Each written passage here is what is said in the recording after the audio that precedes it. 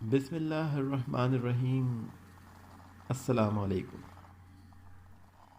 مولا علی علیہ السلام کی سورج سے گفتگو کا ایک دلچسپ واقعہ پیش خدمت ہے۔ ابن عباس رحمۃ اللہ علیہ سے مروی ہے کہ فتح مکہ سے واپسی پر ہم 8,000 آدمی تھے۔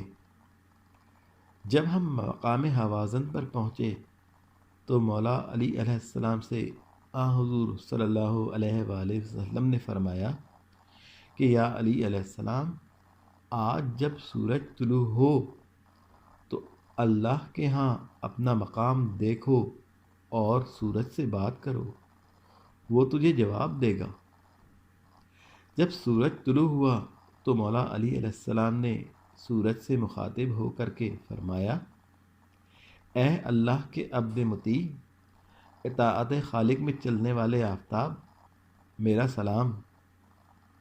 سورج نے فصیح عربی میں کہا، اے برادر رسول صلی اللہ علیہ وآلہ وسلم، اے وصی رسول صلی اللہ علیہ وآلہ وسلم، اے اللہ کی طرف سے مخلوق خدا پر حجت، میرا بھی آپ پر سلام ہو۔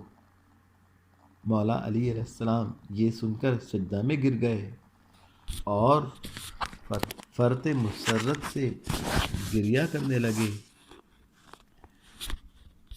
نبی صلی اللہ علیہ وآلہ وسلم نے فرمایا، یا علی اٹھ، تیرے گریہ نے ملائکہ کو بھی رلا دیا۔ اللہ تجھ پر فخر و مباحت کر رہا ہے۔